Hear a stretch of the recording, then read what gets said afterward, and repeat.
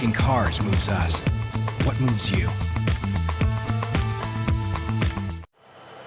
It has been nearly 9 years since 5 men, all employees of Seawalker Tours, went missing out in rough seas following Typhoon Ting in June 2004. But the families of John Uggan, Michael Bautista, Keith Brian Mendiola, Edward Uson, and Roland Jose still have yet to receive any kind of compensation for the deaths their loved ones suffered while clocked into work. But Seawalker attorney Tim Roberts argues that the 5 men were specifically instructed not to venture out into the sea. In fact, Roberts notes, Seawalker was not even open for business that day, and employees were called in only to help prepare the equipment for the following day.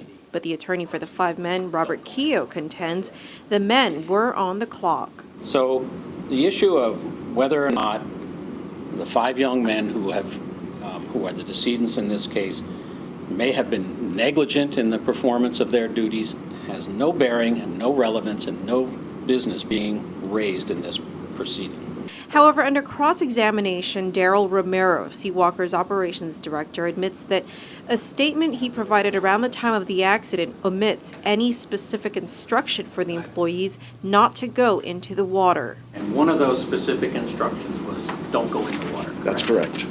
Specifically said don't go in the water. Don't go in the water.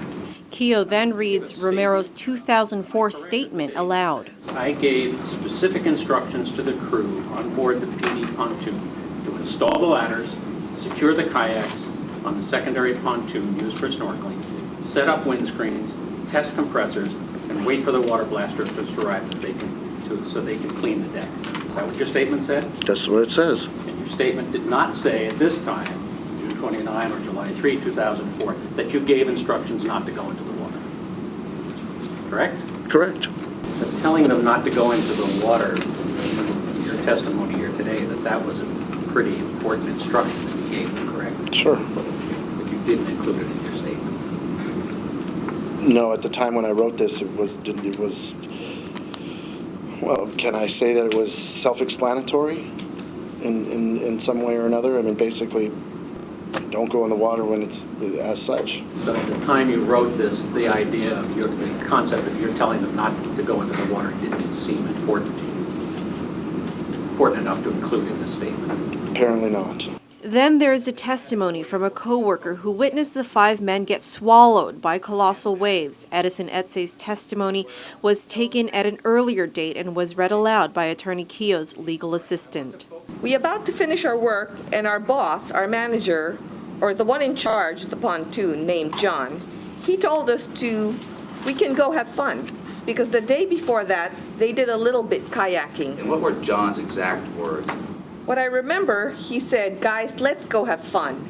And for the first time, details about what really happened on the ill-fated day of June 29, 2004 are finally revealed. They were kind of far away from the channel, and they were doing good. And then an hour later, we saw they start paddling towards the channel. And then the minute they got into the channel, that's when they started having a problem with the waves and stuff. So that's when it started, yeah. And then we called the office and tell them to call 911. Like 10 minutes or 5 minutes after that guy fell, the other guys are trying to help. And that's the time they start falling in the water. Why were they falling in the water? Maybe they're panicking or the waves and the current. Only 2 out of the 5 bodies were ever recovered, that of Roland Jose and Ed Uson. The remaining 3 men have never been found. Meanwhile, Jose's mother, Hallie Lee, says even though it's been 9 years, the pain is still difficult to bear. And is it still difficult for you until now? Yes. To accept his loss? Yes, very difficult.